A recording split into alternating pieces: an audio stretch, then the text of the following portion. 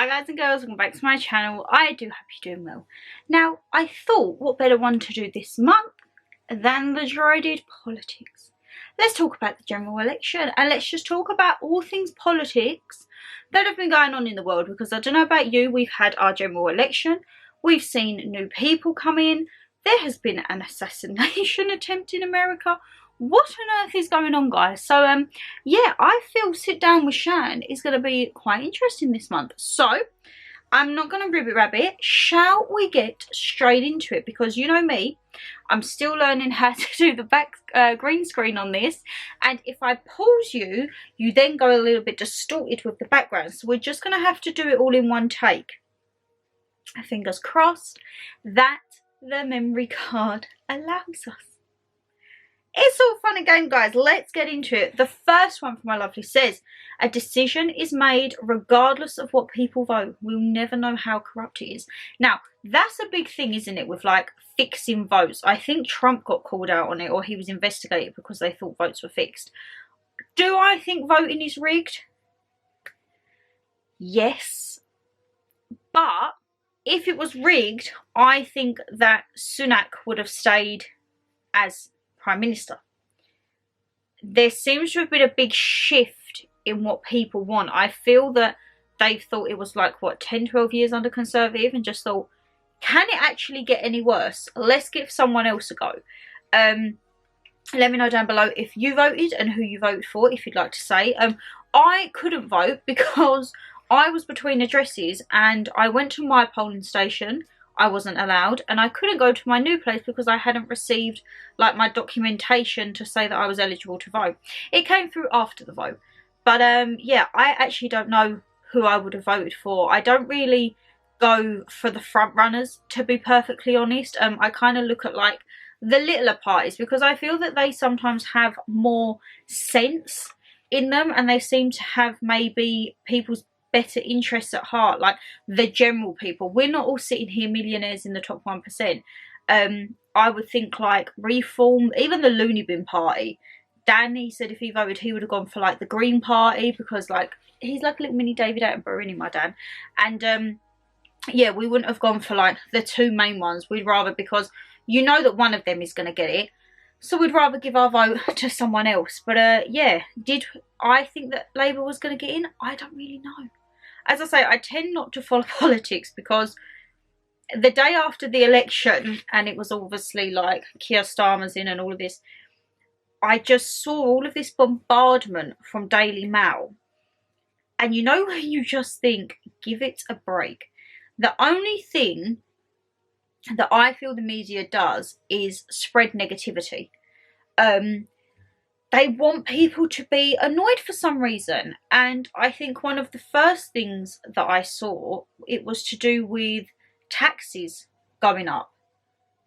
And you know when you just think, who of these parties is actually for the working class? Because I don't think there is. It seems to be that you have people for like the rich and the upper class, and then you have people for, say, people who are on benefits and like living life. But there's nothing for the working people. All that we get is taxed. Tax, tax, tax. And oh, we're going to stop this and we're going to give you that back, but we're going to take it from that hand. I don't know what is the right thing anymore. I saw a forum on Reddit the other day, and it said that Britain is the only country that actually encourages you not to work. And people was putting their jobs, and if people was on benefits, it was a very open forum actually about like income and that. And someone was getting almost as much as a working person for not working. And they had this big discussion on there, and he said, like, how do you think that that's right? And it got a little bit, you know how it can be online, it got a little bit bitchy, let's just say. But you know when you think, if the government is there, if the system is allowing it in some cases to be abused, I'm not saying everyone abuses it, but in the circumstances that sometimes people abuse it, if it's there, people are going to do it. And you know when you just think, we're so lucky to have the benefit system, because I don't know any other countries that get it. I mean, you look at America, there is no benefit system, and you have to look after yourself. There's no, unless you have private healthcare, there's no NHS or anything like that.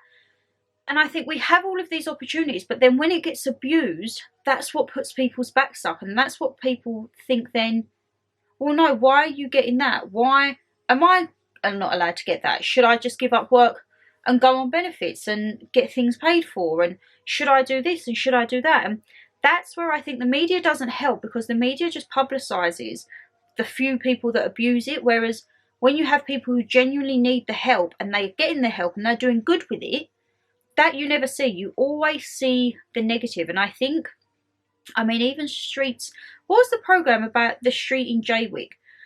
That painted the benefit system out to be like, that was designed, I think, to infuriate a working person. For people to think, what on earth am I doing going to work? You never see it where people are on certain benefits for certain reasons and they're making good of it and it's actually helping their lives and they're needing it, you know? So I saw that first thing and I was just like, because you know that when taxes go up, there's normally a correlation with a benefit system. And one of the ones that I saw as well was scrapping the 2-child policy. Now that was something I did actually, it tickled my back, got my back up a bit. Because if you have a child, you are very lucky to have a child. I know people who haven't been able to have that, or they've lost babies and all they want to do is be parents. And sometimes I think having a child is seen as a meal ticket and it's abused. If you have a boy and a girl, for example, you have one of each. There's not a new gender or a new species that's going to pop out of us. It's a boy and a girl. So I think that was why it was capped at 2. So that if you had 2, and you was lucky enough to get one of each, for example, if you wanted 2 boys or 2 girls, then that was it. And anything over that, I believe, 2 children was your limit. Anything over that, you never receive benefits for. Because I do think if you're choosing to bring a life into this world, you should have to be expected to look after it. And that be not just emotionally and mentally, but financially as well. I myself, I feel like I've never been that maternal because I wouldn't want the expense. Now, don't get me wrong when I say this. I have a nice life. There could be a lot more money in my bank account right about now, guys. I was in a lot better position about 4 months ago. But for me, I still like to treat myself. And I couldn't treat myself if I had a child as well. It would be very, very hard to. And I've always said this. I am very selfish then in that ways. Because if I work hard, I think I want to have... Who is at my door? There is no one at my door. Ring doorbell. Guys, we need to do like a Scandals with Shan on Ring doorbell, because I need to change these settings, because it's telling me that there's people at my door and it's the local delivery man going past on his bike. He goes past every day, bless him.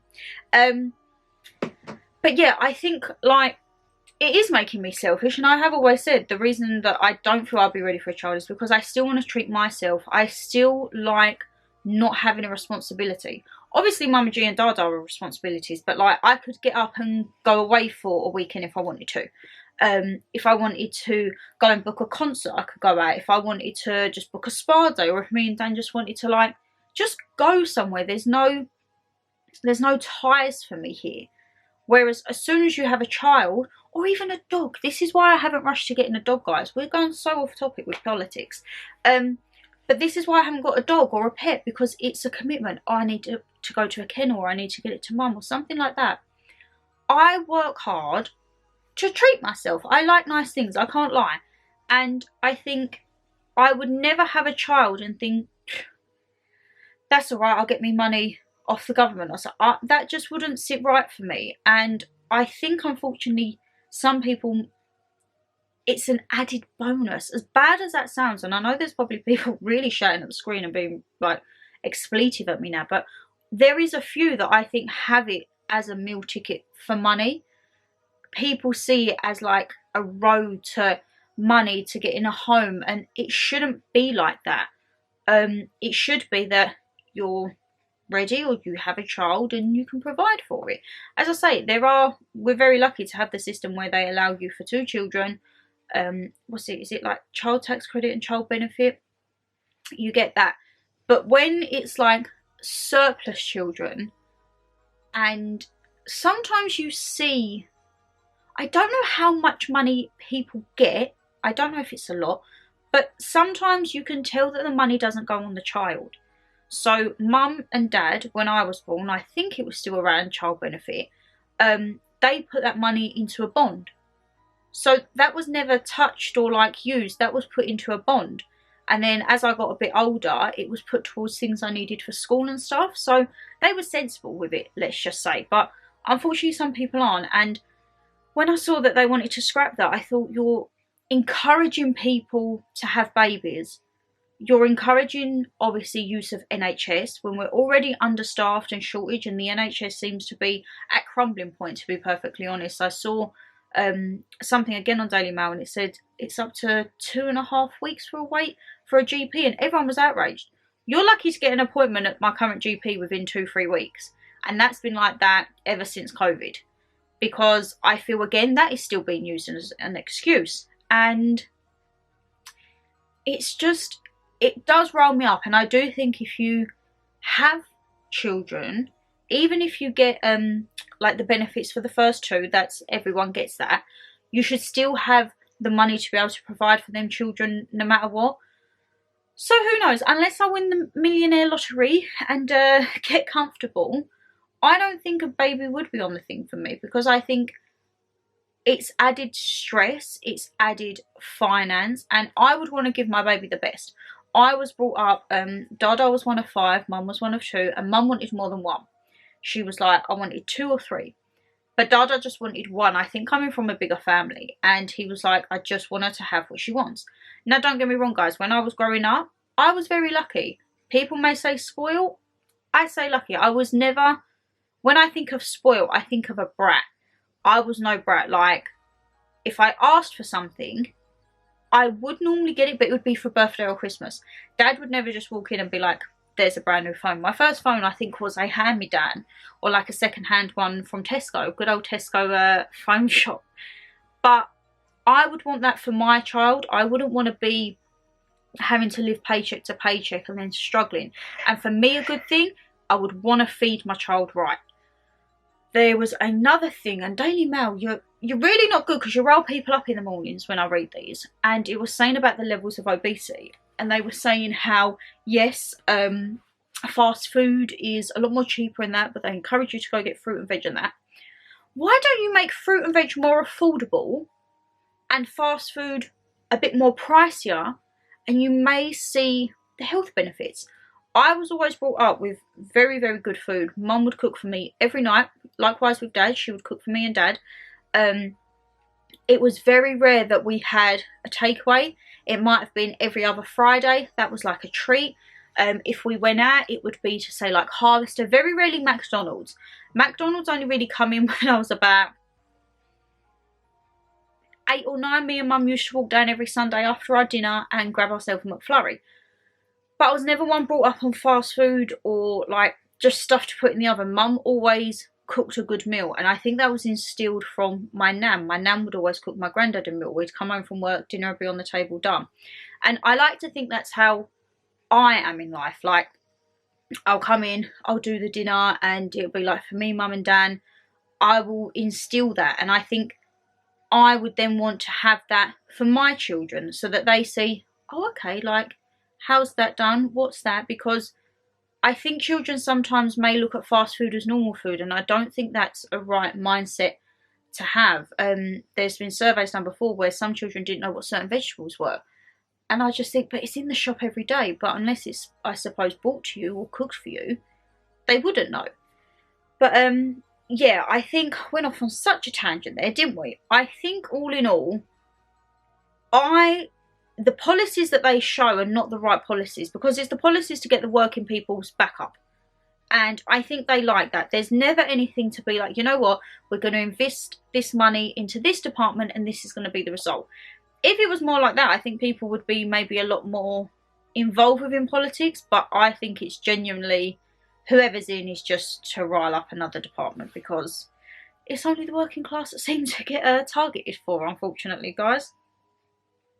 One of my lovelies says, where do I start? I don't believe them anymore, as they all keep saying about waiting times in A&E, and it's just worse as ever. See, this is the thing. I genuinely do feel like the NHS is struggling.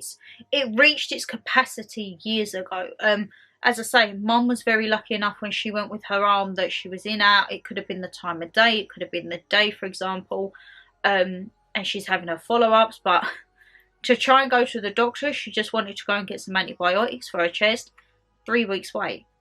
The chest infection would have cleared up within 3 weeks, but you need it there imminently. And I think someone, because she has respiratory problems and she's being monitored for her heart, for me, I think just give her the goddamn tablets. Like, you don't need an assessment. If someone's had it for so long and it's regular on their account, it's not like it's a complete new drug or prescription that she's never had. She's had chest infections pretty much all of her life because of it. And it just, sometimes you're like hitting your head against a brick wall. And touch wood, I haven't had to be at A&E for a good few years. But even when I went, I remember I waited about 4 or 5 hours in the corridor. And I had to stay in overnight. And I'm talking a good, maybe 6, 7 years ago. And I was like, no, it was not a bit of me. The vibe that I got was, it's not my problem, or I'm not paid enough to do this, which I don't think you should have that attitude if you're within that sector, because you're there to care for people. And that's why I could never get into that. I cared too much, and I would probably end up getting myself arrested, because if I was to see or hear something, I would be like, oi, nah, nah, nah, nah, nah, and then, you know me, my gob runs away, and here we are today. But I think you're putting, there needs to be something within the NHS that changes, because will it be around in 10, 20 years? I don't know. I don't know. But A&E, I would try to avoid at all costs to go to A&E. Unless I'd physically broken something, or I couldn't breathe, or I was in so much pain, I would do everything I can to avoid hospitals in our area. One of my lovely says, love you loads too. I've not voted since leaving the EU. Until then, I always used to vote Labour. But I'm not voting anymore unless they change the rules, saying if we don't, they will use them. Can see it happening one day. If in charge, who would cut their wages, and after finding out about the lifetime pension they get, no matter how long they are in, well, one, stop it altogether. If you are rich, or two, have to serve 4 years and just get a quarter of what they are giving us now, the money to help get this country back on track. Stop everyone coming here unless they're working. Don't have to say this, but found out last week, if you're alcoholic, drugs, or an immigrant who speaks a little English, they get paid benefits without all of the forms and procedures that normal people have to go through. Government have not got a clue what it's doing anymore. They make promises, change their mind, and the only things that benefit them. So no, I will not be voting. This I've heard. Benefits are supposed to help people, right? For me, it's people like with disabilities or illnesses or something like that. It's supposed to benefit the person. On this, you say on there, people who take drugs, immigrants, alcoholics, they don't have to go through everything. So from what I gather, I believe it is quite a long-winded process to have to get into benefits. Whether it be forms or meetings, I'm not too sure how it works. I've never been on benefits. I've never claimed a penny. Even when I was off for 8 months caring for my nan, I lived off of my savings. I didn't sign on. I didn't do anything. For me, if people are coming into the country, there needs to be a reason. Whether they're coming from a worse place here and they're getting the housing. But I feel if we're accommodating that, giving them housing, benefits, etc., something needs to be put back in. Whether that even be voluntary work they do, I do feel it can't just be come over, get your benefits and house and be done. I feel like community service, something. And I think that's what a lot of people see and gets their back up. Because if people can come over here with no forms or anything like that and then instantly get however much it is a week, and yet you have people in England who can't get that themselves, I think that's where a big animosity builds up as well. And it's like everyone's just waiting for like a ticking time bomb to be like, boo! Like for it to erupt. For me, if you're alcoholic or drug addict, do you think that that money is going to benefit them? Because unfortunately, I think most of them would maybe use that to feed their habit. So could we not maybe put that money towards something of which they would have to have it to benefit themselves? Maybe like a food bank voucher, or food tokens, or a stay at a B&B or something if they was homeless, or maybe to go to like an A&A course or like a drug addict course. I feel in those instances it would have to be assessed, because people could abuse that, and then by doing that they're not helping themselves.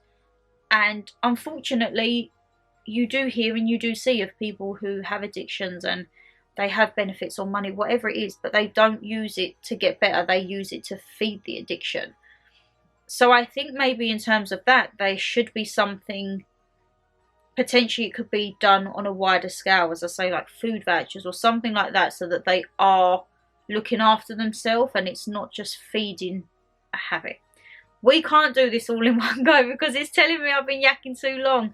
Okay, we might go a little bit haywire, guys. Please do apologise in advance. One sec. I don't know if that's changed much. I'm really hoping not. One of my lovelies says, "Hi, my beautiful ladies. Oh, Shannon, congratulations on buying a new house. Thank you very much. Never doubted once that you could do it. Yes, I vote all the time, because if I didn't, I couldn't have a say, then whoever got in. In Ireland, it's a bit different voting, and to be honest, it's mostly Catholic MPs to Protestant MPs. I've always voted and never have missed, as to lose your vote is against my religion. Just finished watching Moments with Mama G, and I meant to reply to your email, but life gets in the way. Let Mama G know my granny had 2 children in a 2-bed house. I had 4 under 7 and my youngest was only 11 months between them. I think it's better, as Mama G said, as they are by each other's ages. And sorry for going off topic, but you know what else to expect. I'm Irish." Loads of love. Loads of love, my darling, and I will pass that on to Mum as well. So, okay, so here it's mainly like Conservative and Labour, and here in Ireland it's Catholic and Protestant. So I wonder then if the things that they put here in England are very much similar to Ireland. Do Ireland have a benefit system? Do Ireland have NHS? Is that still covered within us? I don't know. I'd like to find out though. Please do try and elaborate if you can, my darling, because that's something that actually would interest me. And to lose your vote is against my religion. Now, is that gospel, or is that just a little gimmick that we're saying? But yeah, I wonder then how... Do you have more than one person running for each Catholic and Protestant, or is it literally 2 people and that's it, done, dusted? Oh, okay. As I say, I don't know that, but that has interested me. One of my lovelies says, "Nope. For the first time since me and my hubby could vote, we are not voting. We can't even talk about politics without getting angry. But things do need to change. The NHS, the roads, price cuts, reduced rates. The list is endless and it's going to take years. Hope you're all okay and lots of love to you all." Thank you very much. Lots of love back to you back. I do think it's going to be a slow journey. I saw something and they said after the lockdown, it would be about 3 or 4 generations before we'd paid back the money. And this is what I can't get my head around. Who do we get the money from?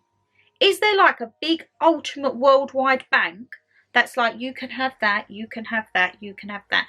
Or are other countries just a lot richer than us? Because I see something that 83 million the new Prime Minister sent in for humanitarian aid. And I'm thinking, 83 million? Where are you getting this? Because if you've got 83 million, would you not be putting that into our schools, into our NHS, into like the services, the police force, our army? Like, where is this money coming from? And if you have it, why is it not being used to try and better England up, like security-wise or something like that? But yeah, it baffles me where all this money comes. Like, is there a big global bank that's just for the countries? The head of state to be like, you get that. Let me know again. This is like, I love these scandals with Shan, because half of these topics is actually to try and educate me, because you guys put your bits in and I'm like, I didn't know that, so please educate me along. One of my lovely says, "Hi, I hope you're well. I don't vote. They all lie, but I do think it's time to let another one have a good go. Even though nothing changes or gets better, you got to let someone else have a go." It's almost like that revolving turntable, ain't it, my lovely? It's like, come on, let's see what you can do. Come on then, let's see what you can do. Trying to get someone different in to see if anything happens. Do I think anything will change dramatically? No. Do I think we're probably going to be in the same situation 5 years down the line? Yes. If anything, I really hope not. I have a feeling it could be a worse situation, but we shall see. One of my lovelies says, hello, my lovelies. Basically, I think they're all liars. They promise this and that, and yet they never deliver. They're only out to help themselves. They do not ever care about a working class people. We are what made the country after all, and they don't live in the real world of living hand to mouth. I don't trust any of them. Love and hugs. This is the thing. It's never for like the middle working class, is it? And it's very true. Like it makes me laugh when you try and see Rishi Sunak, for example. He has never lived a normal life. Look at his background. His wife is a millionaire. Like, he's never lived. He said, what was it, in an interview, that he knew what it was like growing up poor because he didn't have Sky. And then he tried to do a McDonald's shift. And you know when you think sometimes, who's actually putting these stunts up? Because you look ridiculous. You absolutely look a fool because you haven't got a clue what you're doing. And people do this day in, day out. And it's almost like you're mocking their life because you do this McDonald's day and then you go back off to your mansion.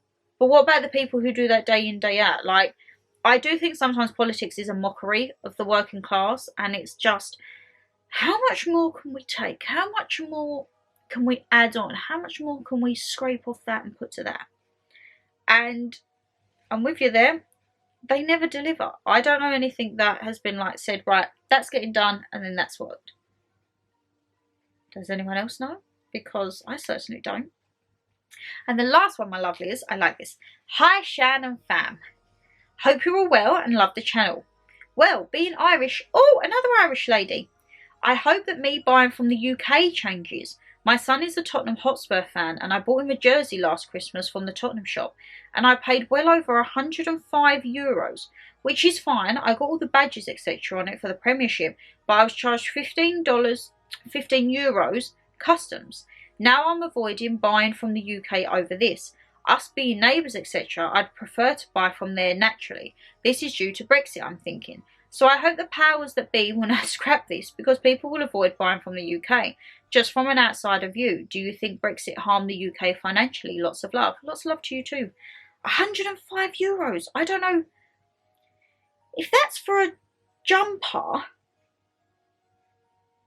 that shouldn't be that much, should it? I'm going to Google that. Let's see what it is in the Great British Pound. A Tottenham Hotspur jersey. Let's have a look. How much are they going for? I'm guessing it was from the original shop. We're going on Tottenham Hotspur. My phone is like, what are you doing? You're on Newcastle. Okay. So a t-shirt is £105. So is a euro equivalent to a pound at the moment? That's one thing, right? I do not like paying shipping. No matter what it is. I do not like paying shipping, especially if you've spent over like a certain amount or you've spent a considerable amount. You think, just give me the freaking shipping for free. And I would have thought that if it goes to Ireland, it would have been free because we're still kind of in that circle. In response to do I think Brexit harmed us financially, I couldn't say, my lovely, because I don't know what Brexit did for us. I don't know what it done for us. I don't know if we'd ever go back. I don't know the ins and outs. So is that the reason everything's going up in price? I'm not entirely sure. I couldn't comment on that and I wouldn't want to comment and give out false information. I mean, I've probably give out false information pretty much all through this because I've just literally been waffling away as per. But, my lovelies, that is the Scandals with Shan done. And if you did want to get involved in any of these guys, not just the scandals, we have Sit Down with Shan, we have the Moments with Mama G, we've got mukbangs, we have confessions when I go away, we have just little get to know me's at the beginning of the year. If any of them you want to get involved, head down, it's always in the description box, my Instagram, AllThingsShannonLeighxx, and also my email. With the email, just drop me a line, say hi, whatever your name is, pop a picture so I can put a face to the name if you like. If you're not, it doesn't matter at all. And then what I do is I add you to my email database, and then when I send this out, I just send it all blind copied you in. And if you want to get involved, you can. Or if you go on there and you think, Shan, go away, just send me an email, remove me, and I will take you off and I will never ever bother you again. Okay? But guys, if you did enjoy this video, you know what to do. Hit that thumbs up and subscribe down below. And as I say, leave me a comment. What do you think about all of this politics and general election malarkey? Is it going to get better? Are we going to get a bit more money? I've got no idea. Take care, stay safe as always, and I'll see you in the next one. Bye guys.